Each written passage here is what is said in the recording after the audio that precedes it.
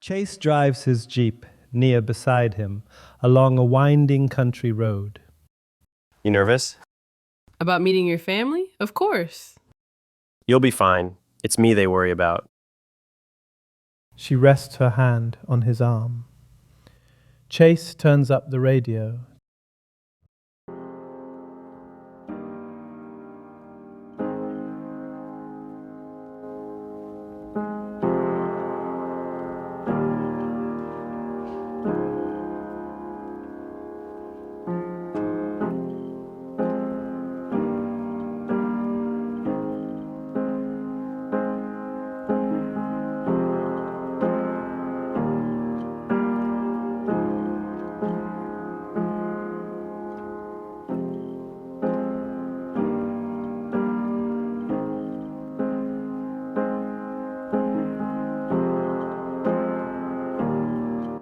You okay? You got quiet.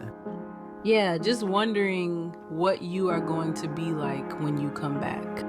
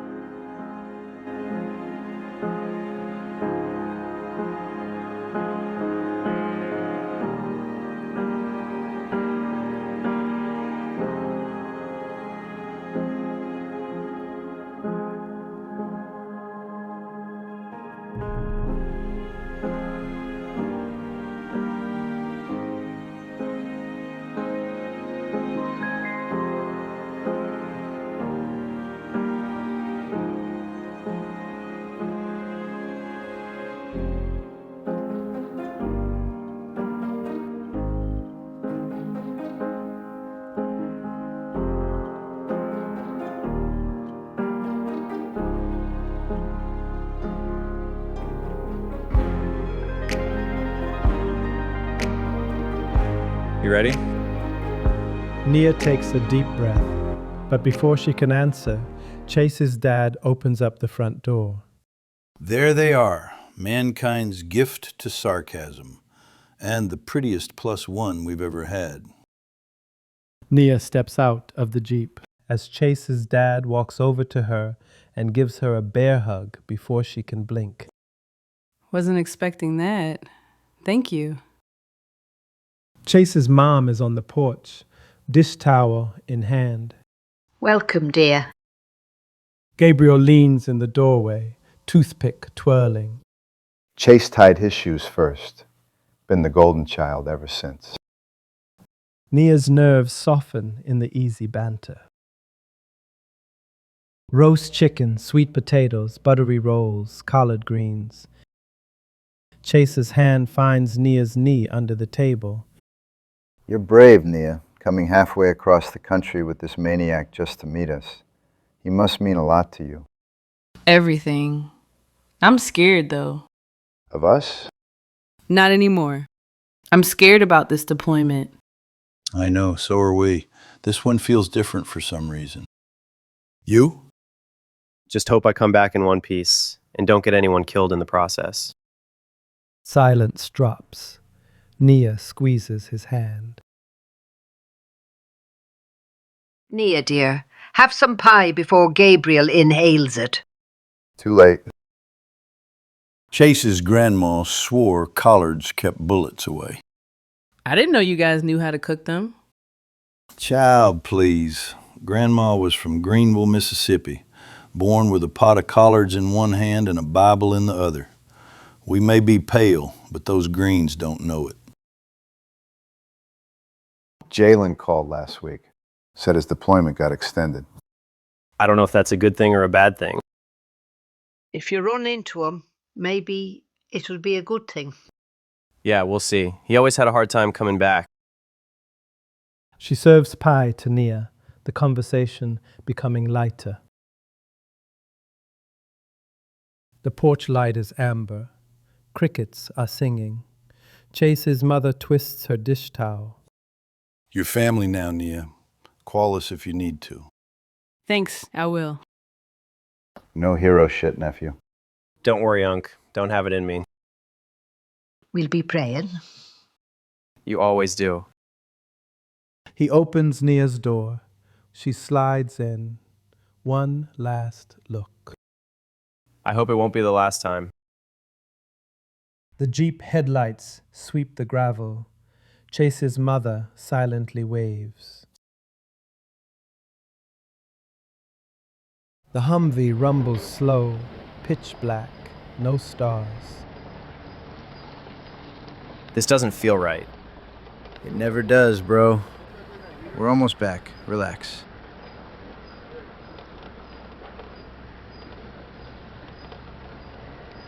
Jesus Christ, we're about to get smoked.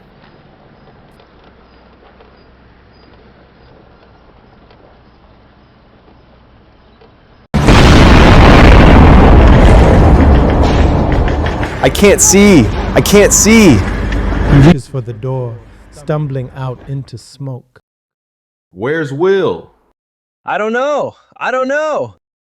The tech dives into the wreckage and drags Will out, face bloodied, in shock. I'm good. I'm good. A corpsman walks up to check on both Will and Chase. You guys are going to need a medevac. Jalen walks up, calm as a Sunday breeze. Damn, you guys look like shit. And bro, you're chewing that gum like a motherfucker. He lifts a camera, flash, a photo of Chase and Will, shell-shot, side by side. A Black Hawk descends, its blades thundering. Medics haul the two into the bird. Chase slumped next to Will. So this is what it feels like to get smoked. The bird lifts off into the night. Floodlights cut through dust. Cots are in rows. Blood, bleach, and sweat fill the room. Chase lies on a cot, right eye twitching while a medic checks his pupils. You're walking and talking, that's a plus. But we are going to have to get you to Baghdad for scans. He hands him a cracked plastic cup of water, nodding to a satellite phone. You might want to call home before the morphine hits. Chase dials. Static. A ring. Nia answers, sleepy, warm. Chase, it's late. Everything okay? I got hit by an IED, but I'm alright. Nia visibly gasps. You sure? Yeah. Close up the shop. Call Mom. She'll help calm you down. You're coming home, right? You know it's not that simple, Nia. I can't lose anybody else close to me, Chase. Chase closes his eyes. Gum slows. I'll call as soon as I can. He hangs up. The field doc hands him 2 pills and a paper cup. This will help calm your nerves. Chase stares at the pills, then at the gum wrapper in his fist. JT's name scrawled in a Sharpie.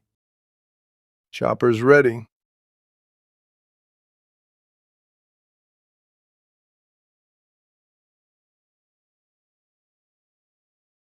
The sun hangs low over the Sangre de Cristos, bleeding gold across the valley. Chase's battered SUV sits on a gravel pull-off beside Jess's cedar cabin. Engine is off, windows are cracked. Chase is alone in the driver's seat, exhaling a thin ribbon of smoke that curls against the windshield and vanishes. His eyes are fixed on the wildlife outside the cabin, but they're seeing something farther away.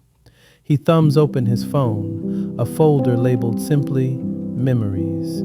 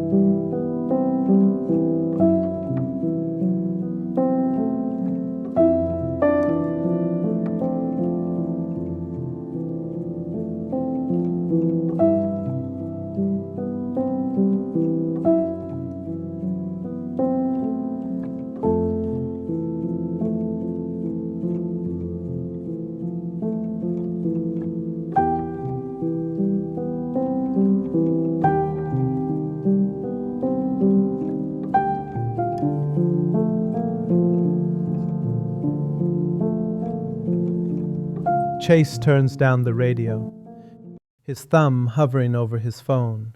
He types, deletes, types again. Ma, I think I finally understand what you meant by saying I never lost myself. He sends the text and closes the phone, letting it rest on his thigh. Jess appears in the open cabin doorway, flannel shirt, coffee mug in hand. You're going to sit out there till the stars come out? Chase smiles without looking up. He exhales one last time, slowly. Just paying the mountains their fee. He steps out, boots crunching the gravel. The air is sharp with pinon and cold. He bends over until his back pops, then walks toward the porch like a man remembering how legs work. You good? I'm breathing. I'll take that for now. Hand-hewn chairs, a stack of split firewood. Got something I can burn papers in? The pit's ready. Chase reaches into his duffel bag, pulling out a thick VA folder held together with rubber bands. The label on the front is worn but readable. Chase Rinaldi, PTSD, psychosis, NOS, chronic. He carries it like it weighs 40 pounds. Jess strikes a match, lighting the kindling. The flame catches slow. Chase sits on the edge of a stump, opening the folder. Pages and pages. Psych evaluations, pharmacy printouts, suicide risk assessments. He flips through them the way a man flips through an old yearbook he hates. Listen to this one. Patient exhibits flat affect, emotional detachment, suicide ideation, hypervigilance, and hyper-religiosity. They wrote that like I was a broken appliance. He feeds the first handful to the fire. Paper curls black, lifts like dark butterflies. More pages. The fire grows. Warm light in his face. 12 years of my life in triplicate. He finds a photograph tucked between pages, an evidence Polaroid from the night of the IED. Him and Will, side by side, faces shell-shocked, blood on Will's cheek. Chase stares at it for what seems like forever. You don't have to burn everything, Chase. I know. He slips the Polaroid into his shirt pocket, over his heart. One last document remains, a single sheet titled Medication History and Crisis Summary. He holds it to the light, reads silently, then folds it once, twice, tucks it into the same pocket as the photo.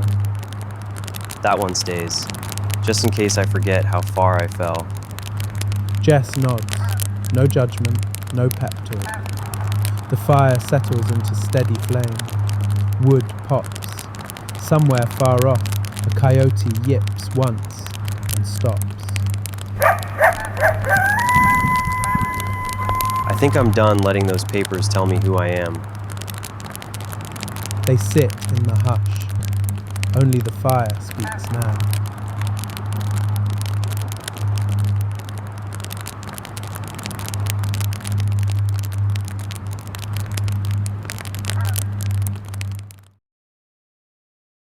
The light is flat and fluorescent.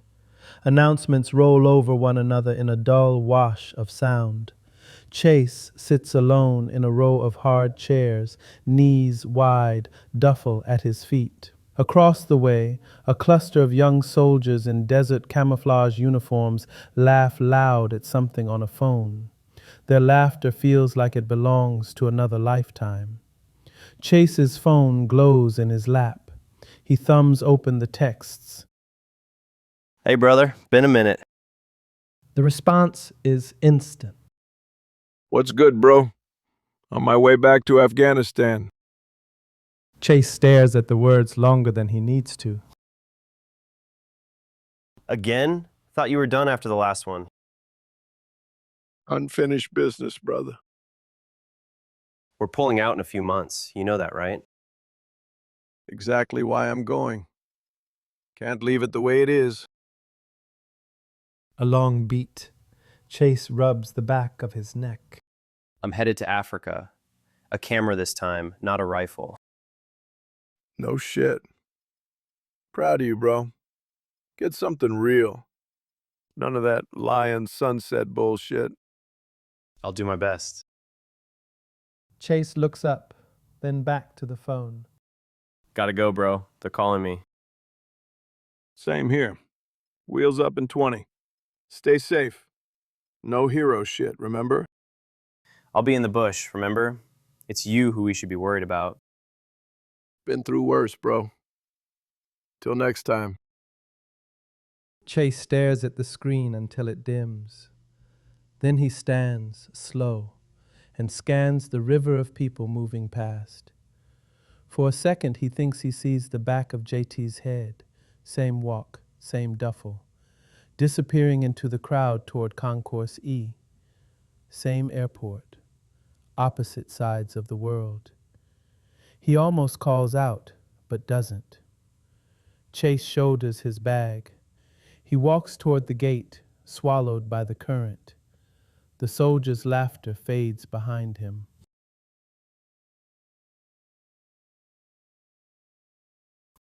The engines drone steady.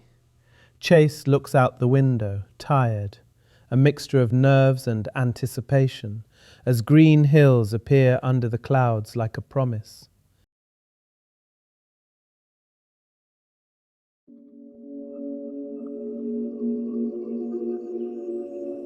The plane lands. Heat rises in shimmering waves.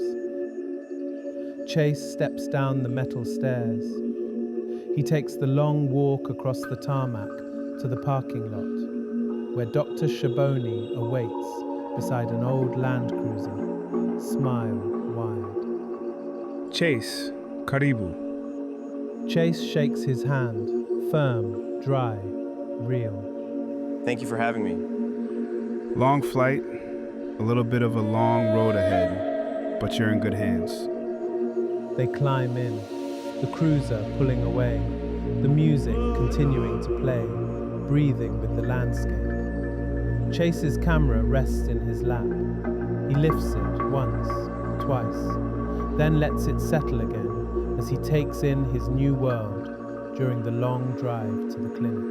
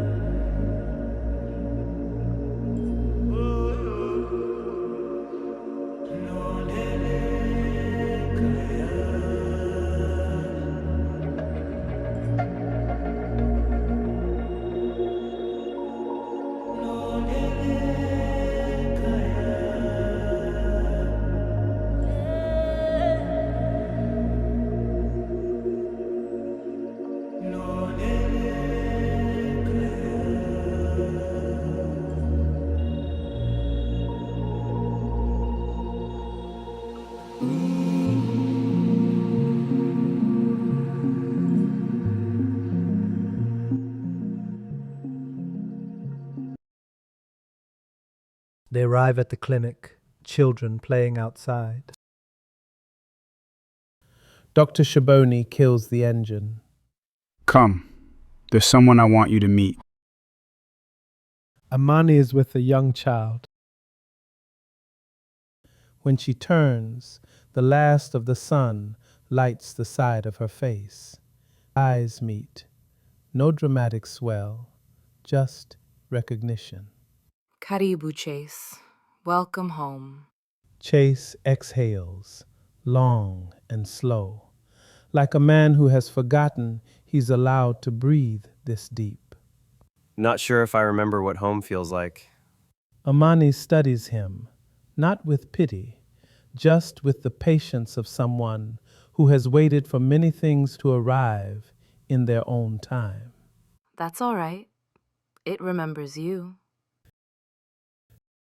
She turns back to the child, lifts him down, hands him a sweet from her pocket. The mother thanks her in Swahili. Amani answers in the same language, laughing at something the little boy says. Chase's camera stays around his neck, not sure what to make of where he is and what he is seeing.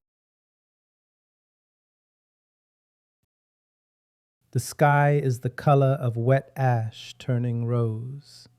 A single rooster coughs somewhere far off. Chase steps out of his room barefoot, black t-shirt, gray pants, hair still wild from travel. He carries a tin mug of tea, steam curling in the cool air. He stops under the bougainvillea arch, turning the bracelet on his wrist once and just looks. Mist hanging low over the hills, two women gracefully carrying bowls on their heads. A little boy chases a rolling tire. The clinic dog stretches, yawns, trots over and leans against Chase's leg. Chase exhales, long, slow, almost a laugh. He lifts the mug, takes a sip, closes his eyes for one heartbeat as the first real bird call of the day slices the quiet. He is a stranger, but the village has already begun remembering him. Sunlight slides through the open windows in long, lazy bars. Dust motes drift like slow snow. The room smells of antiseptic, wood smoke, and something faintly sweet. Maybe the mango someone is peeling outside. Chase stands near a window, camera hanging loose, watching an old woman braid her granddaughter's hair while they wait. The little girl sneaking glances at the Muzungu with the big lens. Amani is with a young patient, absorbed. Morning. Morning. The bed wasn't too hard, I hope. I've slept on worse. She turns from the child, studies him for a quiet second. So, what are you planning to shoot today? Honestly, I was hoping you would tell me. I just got here. Things look a little different than I thought they would. Amani lets that sit. She stands, tipping her head toward the waiting area. Come, walk with me. They move unhurried, past the rows of benches. A young mother rocks a feverish child against her chest, humming a tune older than the clinic walls. A young girl flexes her newly bandaged arm and laughs at something the nurse whispers. Amani stops in the middle of it all, voice low enough that only Chase hears. Look, the baby is hot with a fever, but she feels how the mother's hand keeps moving on her back. Slow circles, never stopping. That old man waited 3 hours for 6 tablets. When the nurse said his name right, he smiled like he'd won a lottery. That girl was crying 10 minutes ago. Now she's laughing because the bandage is bright yellow, and the nurse told her she looks like a sunflower. Pain is real here. We never hide it. But joy is just as real, and it costs nothing. Most cameras, most people, only know how to capture the first one. We're asking you to acknowledge the second. Chase's fingers tighten on the leather strap across his chest. He swallows, nods once, small, almost imperceptible. As I mentioned, things look a little different than I thought they would. I'll make sure I take my time. Please do. We've seen your work, Chase. We know you have it in you. She turns back to the waiting patients. Chase stands alone for the first time. He lifts the camera slowly, almost by reflex. A mother rocks her feverish baby, humming. He starts to frame the shot, tight on the child's flushed face, then stops, lowers the lens a fraction, reframes wider, on the mother's hand making those endless slow circles on the baby's back. Click. A small, almost imperceptible nod to himself. He exhales, shoulders loosening.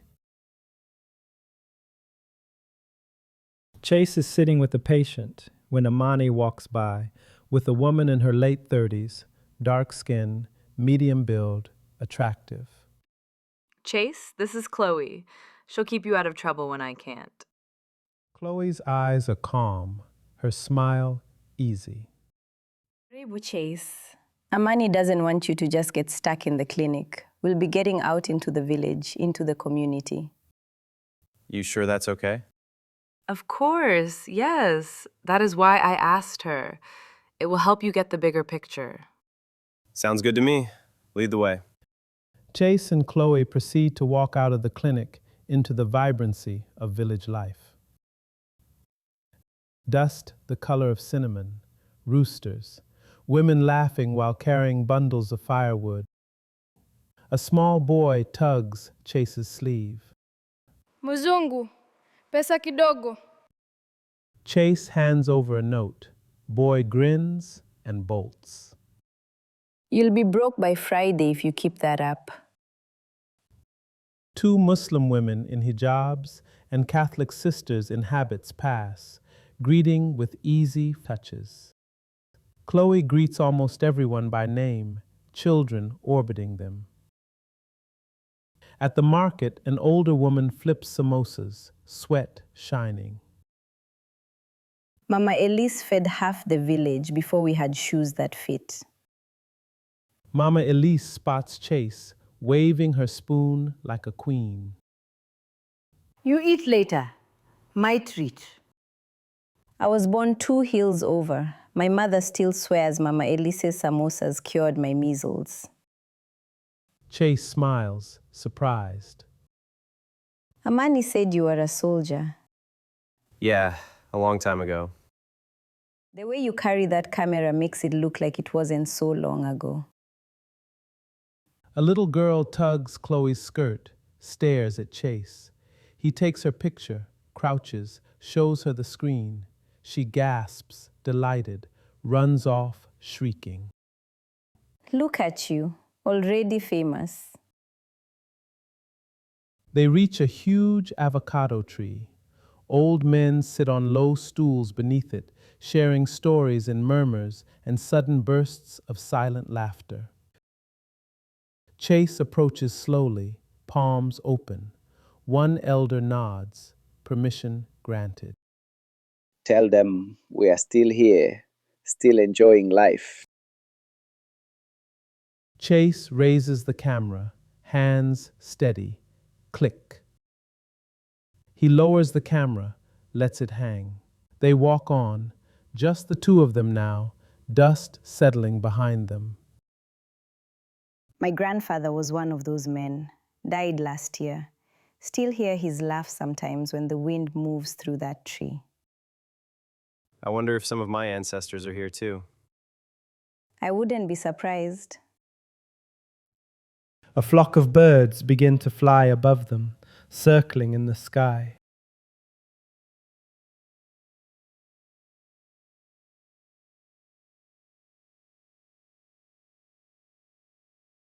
They keep walking. The old men's laughter drifts after them like a blessing. A small boy, barefoot, wearing an oversized t-shirt, tugs at Chase's sleeve. Chase, walking with his camera, stops and crouches to the boy's level. The boy points at the camera, eyes huge, then pats his own chest. Chase smiles, nods, and takes the camera off his shoulder. He places it gently in the boy's small hands, showing him how to hold it steady, thumb on the shutter. The boy raises the camera, squinting through the viewfinder at Chase. Chase makes an exaggerated, silly face, sticks out his tongue, crosses his eyes. Click. The boy lowers the camera, confused. Chase turns the back screen toward him. The photo. Chase, mid-silly face, off-center, the boy's finger half over the lens.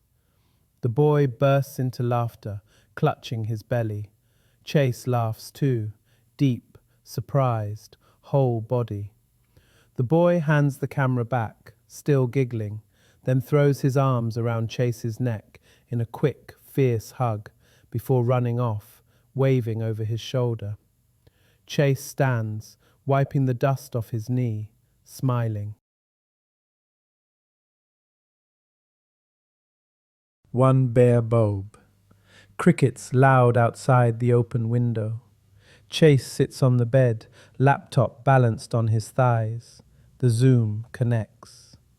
His mother's face fills the screen. Kitchen light behind her, the same gentle eyes, now lined with 12 extra years of waiting. There's my boy. I thought you might have been eaten by a lion. Almost, but I had my spear with me, so I was okay. Good. Tell me what you have been seeing. People smiling like it doesn't cost them anything. Kids running barefoot, laughing so hard they fall over. A woman carried a sick baby 6 kilometers and still had enough left to sing to him in the waiting room. I keep waiting for it to feel like the magazines. It doesn't. Thank God for that. I catch myself looking around for the tragedy. I was told it would be everywhere. Sometimes it's there. Mostly it's just life. A long, easy silence. Are you interested in seeing some of the photos I have taken? How could I not? Been wondering what you would capture ever since you left. He scrolls through his folder and clicks. This is from the clinic. There was another Mzungu there, visiting a patient. Oh, Chase, how beautiful. I came across this young girl when I was out getting something to eat. Looks like she doesn't have a care in the world. Oh my. The last photo sits on the screen for an extended time, the two of them in quiet reverence. Chase stops the screen share to see his mother again. My dear, you are doing some wonderful work. How much longer are you going to be there? A couple weeks, already dreading the plane ride home. That's a good sign, dear. You came back from Iraq in pieces and somehow ended up halfway around the world taking pictures that make your mama cry happy tears. Let tomorrow take care of itself. Chase's eyes shine. He nods once. Thanks, Ma. Love you. Love you more. Let those crickets sing you to sleep. The call ends. Chase sits in the dark, listening to the village breathing outside his window. Sunlight pours in, thick and golden. Amani folds bandages into neat squares. Chase stands by the window, wiping dust from a lens with the tail of his shirt. Mobile clinic today, a village far from here. You're welcome to come. Wouldn't miss it. Good. Bring some water and an open heart. You'll need both. Dr. Shaboni appears in the doorway, satchel slung across his chest. Let's get going before the sun decides to cook us. The Land Cruiser bounces over ruts. Red dust blooms behind them like smoke. Chase's camera rests on his lap. Every jolt makes the lens cap click. He doesn't take a single picture, just watches. Children wave from the roadside. Women balance impossible loads and still manage to laugh at something the woman beside them said. The hills roll, green and endless. They arrive and park near a mango tree. Villagers are already waiting, quiet, patient, proud. A young mother in Kitenge cradles her baby. Beside her, another mother bounces her baby. Chloe waves from the crowd, literacy books tucked under one arm. Thought you might need someone who knows where the good tea is. Children run up to Chase, circling him, playing, curious. He lifts his camera and takes some video to the delight of the children. Amani is already kneeling, greeting an elderly woman by name, hands clasped like old friends. Chase watches the way Amani's whole body listens. He takes a picture only when someone gives a gentle nod or a shy smile. The shutter is almost silent. A mother waits with a feverish baby wrapped tight against her chest. Chase approaches slowly, palms open. Chloe translates. The mother hesitates, then shifts the baby so the light falls across both their faces. Click. The mother's eyes meet Chase's through the lens for one heartbeat. No fear, just trust. The sun is low and honey thick. The last patient walks away with a small paper bag of medicine and a smile that cost nothing. Chase leans against the cruiser, rolling a bottle of warm water between his palms.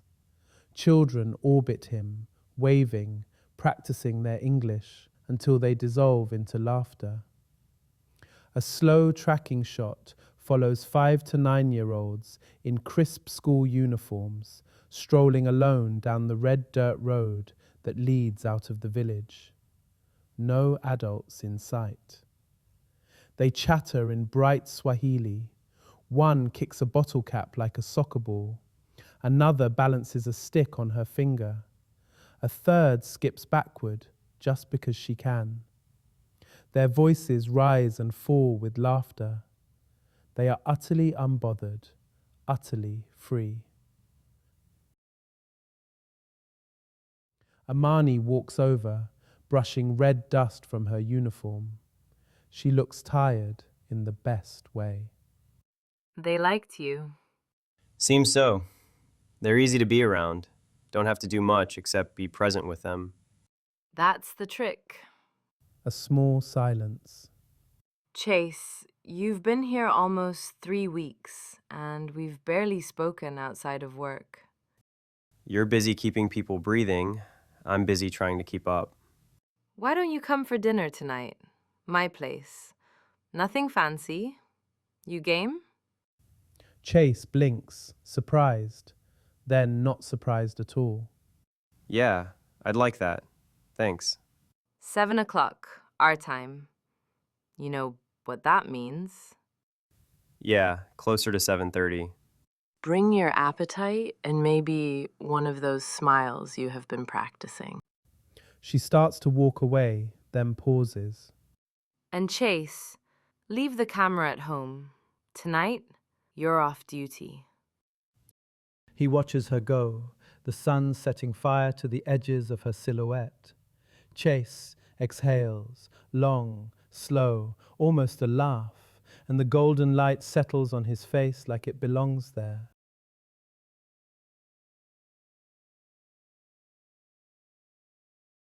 Chase is in his room, tidying himself up for dinner, a hint of anticipation in his movements. He steps out into the warm evening light, as he begins his journey to Amanis.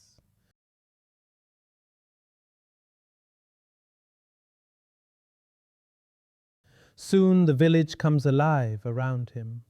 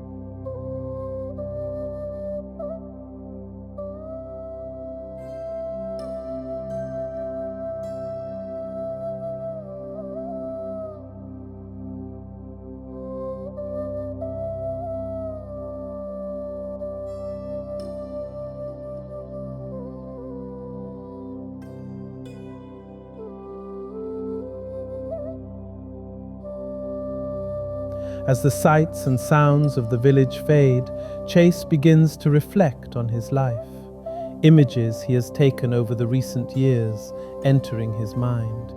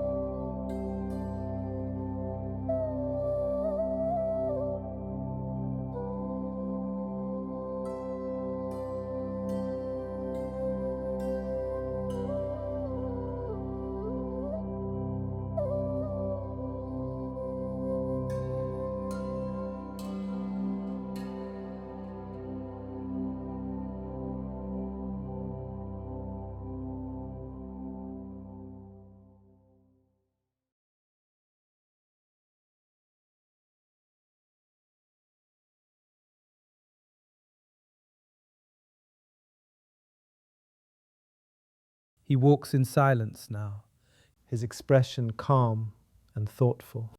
The stillness of the moment envelops him, a quiet contrast to the life and energy of the village just minutes before. He glances up at the sky, hues of orange and purple stretching toward the horizon, exhaling softly as though grounding himself in the present. Each step is unhurried, deliberate, peaceful, leading him forward toward Amani's home.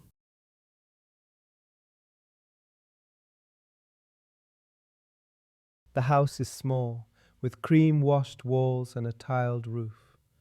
A single string of solar fairy lights flickers to life along the veranda, as if someone inside just flipped the switch. Chase pauses before he approaches. Amani is already in the open doorway, barefoot, lantern light spilling around her like warm water. She leans one shoulder against the frame, arms loosely folded, a quiet smile waiting. I was beginning to think you took the scenic route on purpose. Had to let the village say goodnight first.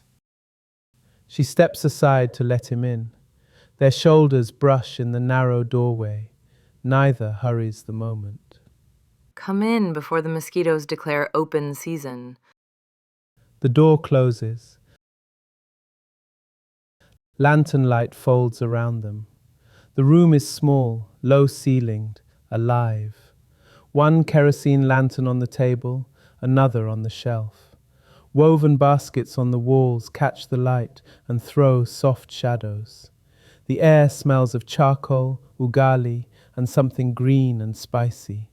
2 plates, 2 glasses of water, a pot of thick vegetable stew, and a basket of warm chapati sit between them like an offering.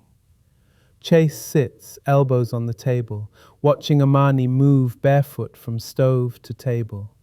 She sets down the last dish and finally sits. I promised simple. I kept my promise. Looks perfect from here. They tear chapati and scoop stew. The first bites are silent, reverent. This place feels like the kind of home people write songs about.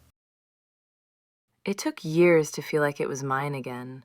When I came back from medical school, I kept waiting for the walls to close in. Too many ghosts in these villages. Chase looks up. She meets his eyes, steady. My father died in the next district over, tuberculosis.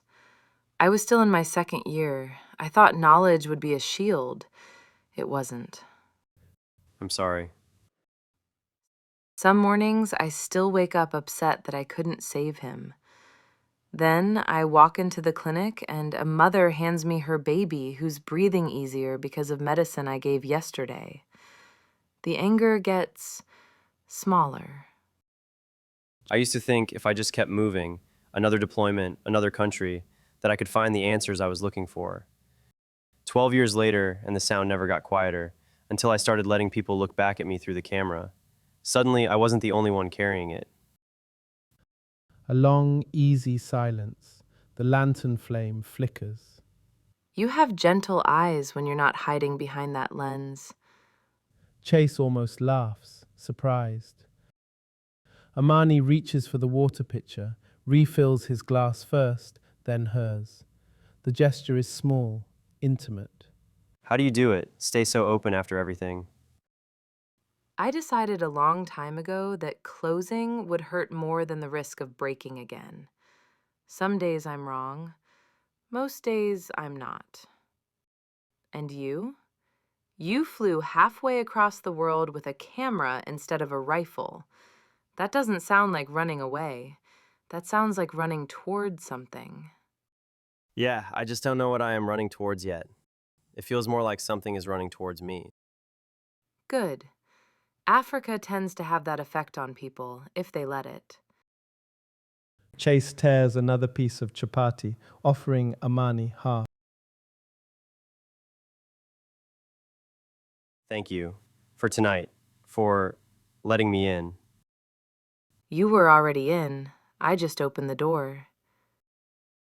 They eat in silence again, but it's different now, full, not empty. Chase notices a tiny white feather resting on the table's edge, blown in from somewhere. He picks it up, turns it in the light, smiling faintly. Look at this. Showed up uninvited. Everything important does. The lantern flame dances between them, the feather resting on the table like a promise.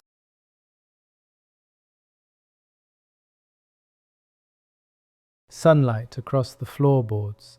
Chase sits on the bed, barefoot, scrolling. Phone buzzes. Text from JT. Surprise, brother. Wheels down tomorrow. Save me a spear. About damn time. The sky is on fire.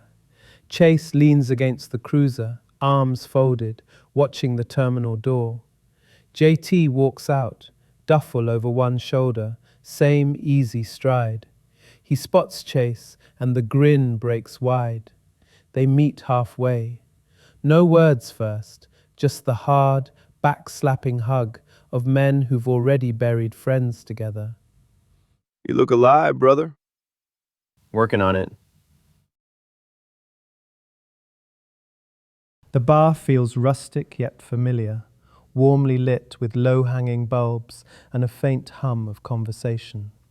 A small group of locals drink and laugh in one corner, while a lone bartender cleans glasses behind a scuffed counter. Chase and JT sit at a table near the back, beers in hand. JT leans back in his chair, studying his surroundings, while Chase smiles faintly, watching him. Man, I don't know what I was expecting, but this ain't it. What do you mean? I don't know. I guess I pictured lions roaming down the street or tribes decked out in beads and war paint. You know that packaged Africa they like to sell back home. But this, it's so normal. Feels like a whole world you'd never see unless you were standing in it. JT shakes his head with a mix of awe and disbelief. They make it look easy. Makes me wonder what's so hard back home. Hard's just different. Here they're fighting too, just not while binge watching football or with a $5 coffee to keep it quiet. Right. Poverty jokes, funny guy. It's not a joke, it's perspective, you know? Like, back in the States, we think we've got it all figured out. But here... Chase gestures around the bar, at the locals smiling, talking, living. Here it just feels simpler. They've got less, but somehow it means more. Yeah, we are pretty spoiled in comparison.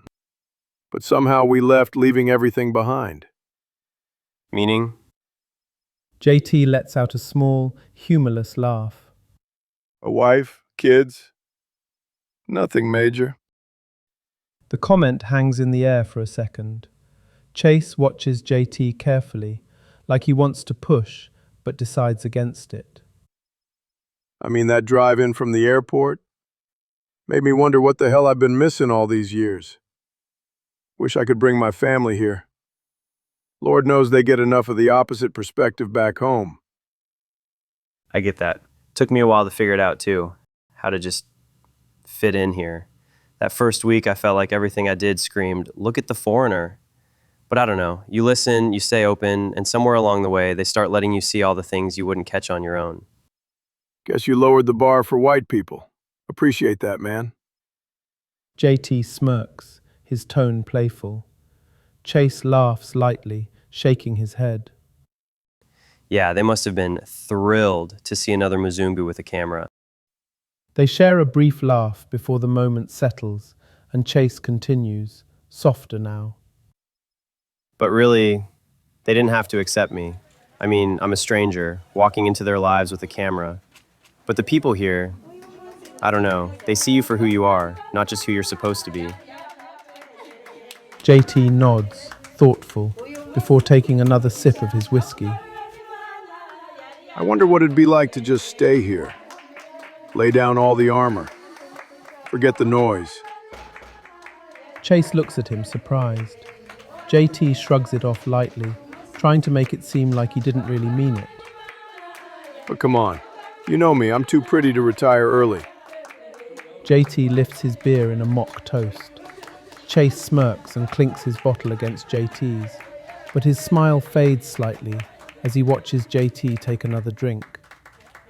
Something lingers in the air between them, a quiet understanding, though unspoken. Here's to staying alive a little longer. Amen. Good to see you, brother. I'm glad we could meet up, here of all places. Yeah, me too. Aren't we supposed to meet up with your nurse friend? Yeah, she said she would meet us out front. Well, then let's not keep her waiting.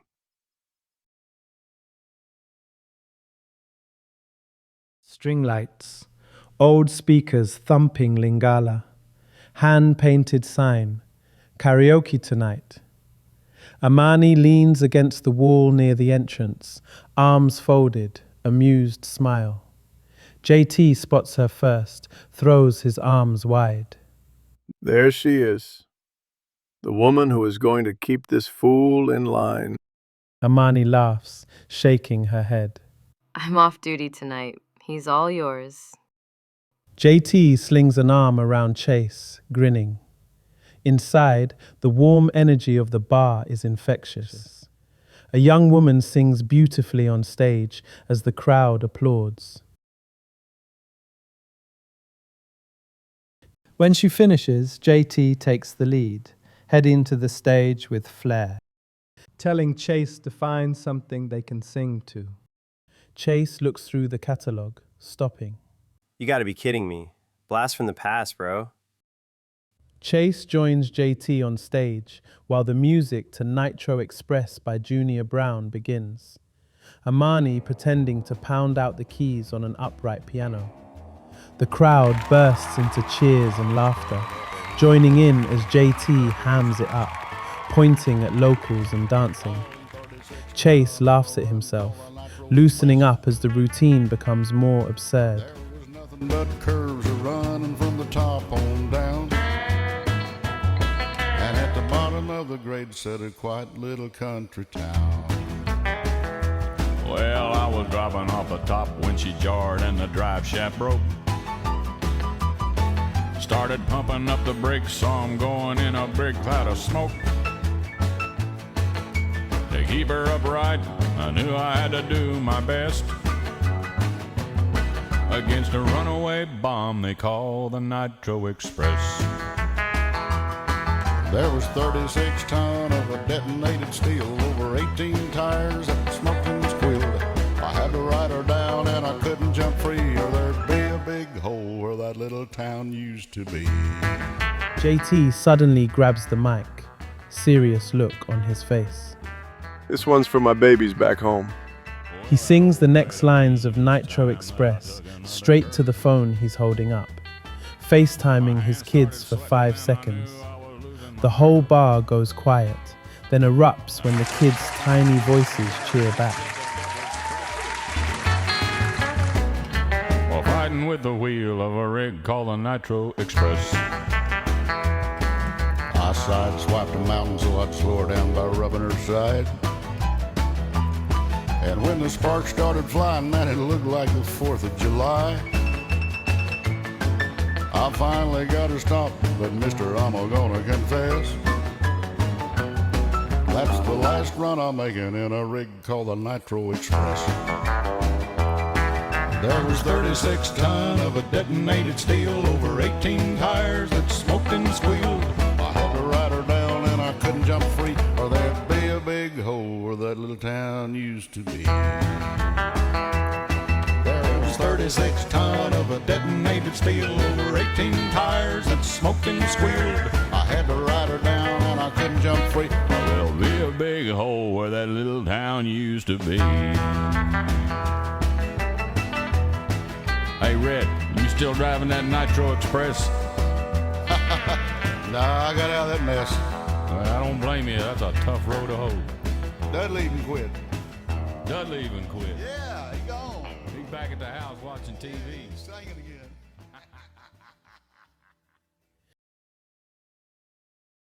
They end with exaggerated bows, applause, and whistles filling the bar.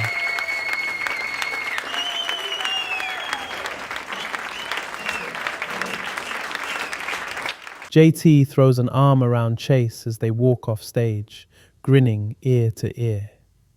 That is how you bring the house down. The group laughs as they step back out into the cool night air, still glowing from the energy of the performance.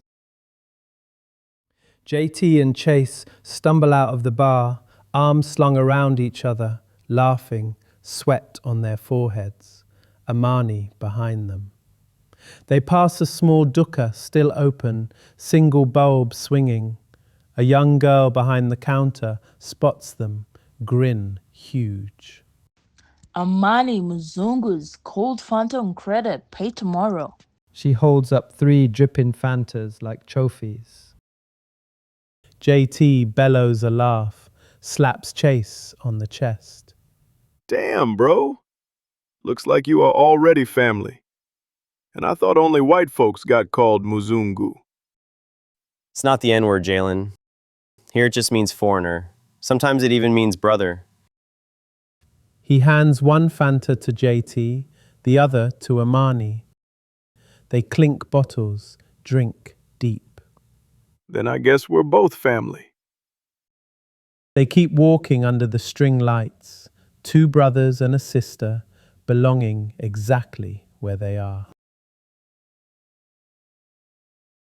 Chase and Jalen are in Chase's room, laughing, remembering the evening. I could get used to that, bro. What's on the agenda tomorrow? Before Chase can answer, JT's phone buzzes. He looks at it, his demeanor hardening. What's up? Orders. Gotta head back tomorrow. Damn, you just got here. You know how it goes, bro. A long beat. They stand. Long, hard hug. No jokes. You'll never know how much this meant to me, brother. I'll be back. He taps his bracelet on his wrist before walking across to the spare room, duffel bag still unpacked. The door closes soft as the first notes of "Find Your Rest" begins, barely audible.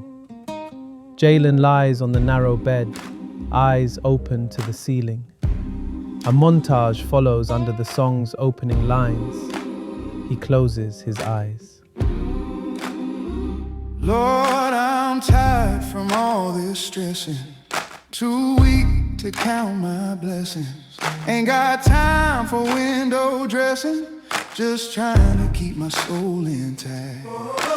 I've been running hard, feet on fire. Dreams and duty tangled in wire. But when my strength starts slipping away, I still hear your voice say, don't grow weary in well-doing. Get those problems off your chest.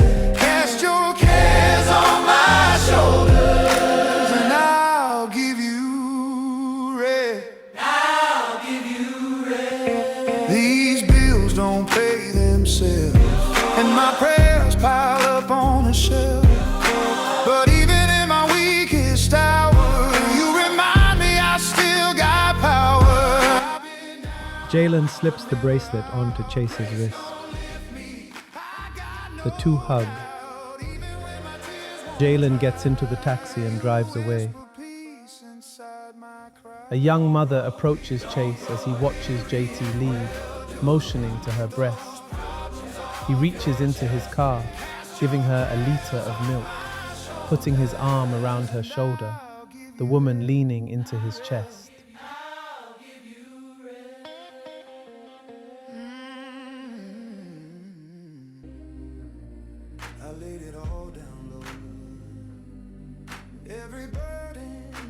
Chase's room 2 days later. A text from Will. JT KIA. Ambush near Kandahar.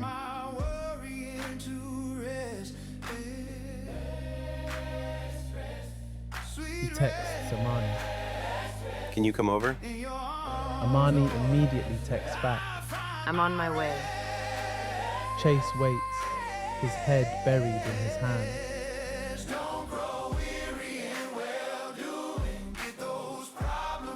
The door opens. Amani steps in. She looks into Chase's wet eyes as she catches her breath. She crosses the room, wrapping her arms around him. He folds into her.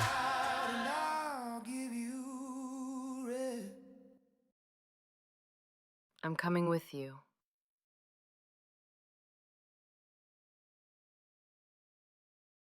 Chase and Amani step out of the car, surrounded by friends and family of Jalen, while military honors begins. Ready! Hey!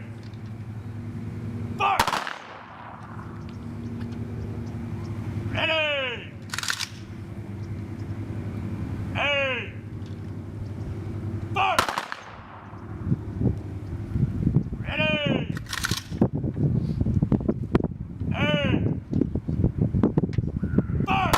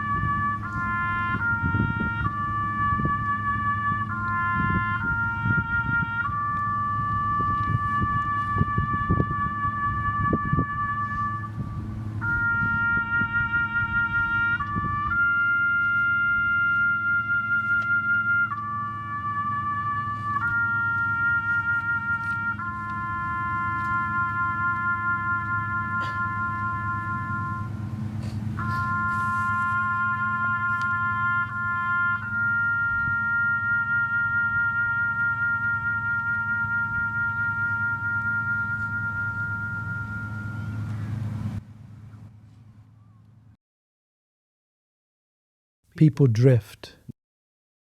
Nia finds Chase first. Hey, stranger. Hey. They hug, long, familiar, careful. Amani stands a respectful distance back until Nia notices her. You take care of him. He's terrible at asking for help. I noticed. He's getting better at it. Good. I'm glad you were there for him. Chase detaches gently and walks the few steps to Jalen's wife. She's holding the folded flag against her chest. Their daughter clings to her leg. Chase crouches to the little girl. Your daddy was the bravest man I ever knew, and he loved you more than life itself.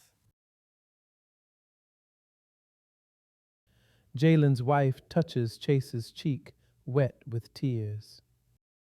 He said his trip to Africa was the most meaningful one of his life. Thank you for giving that to him. Chase stands, presses his forehead briefly to hers, then steps back. Will walks over. We still owe him a beer. When you're ready, brother. Will notices the bracelet. He told me he made it the night before he shipped out last time. Said it was for the brother who taught him how to come home even when he couldn't. Looks like he got it right. Will taps the bracelet once and walks away. Chase's mother appears last. No words, just her arms around him, his face buried in her shoulder.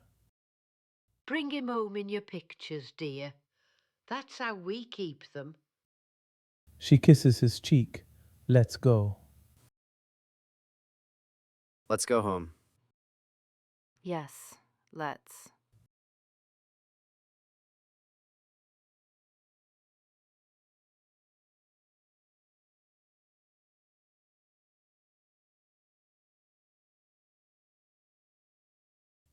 Golden light pours through the window and paints the cabin in honey. Amani sleeps against Chase's shoulder, breathing soft and even. Below, hills roll out like a green promise, hills folding into hills, red roads threading between them. Chase turns the bracelet around and around on his wrist. A Catholic priest sitting across the aisle greets him. That's a strong piece of leather. Looks like it's been places. Chase looks over. Mid-60s, clerical collar, eyes kind and sharp at the same time. A friend made it, gave it to me when he visited. He's gone now. Father Joseph nods once, slow. Then it's still traveling with him. A long silence, engine hum, light shifting. I buried a brother once. After the funeral, I kept finding his fingerprints on everything. Coffee cup, prayer book, the inside of my ribs. Grief doesn't empty the house. It just makes the rooms quieter, so you finally notice who's still in them. Chase looks down at the bracelet, thumb tracing the grooves. He told me not to waste this place. I keep trying to figure out how to do that without wasting him. Start by staying long enough for the questions to turn into answers you can live inside. He glances at Amani, resting her head on Chase's shoulder. Some of those answers are already breathing next to you. Chase looks at her sleeping face, peaceful, unguarded. Something in his chest unclenches. I came here to take pictures. Seems like I am the one getting developed. Father Joseph smiles. Africa has a way of holding the mirror when you're brave enough to look. The plane banks gently. The hills rise to meet them. Amani stirs, blinks awake, finds Chase's eyes. You okay? I will be. He covers her hand with his. The bracelet rests warm against both their skins.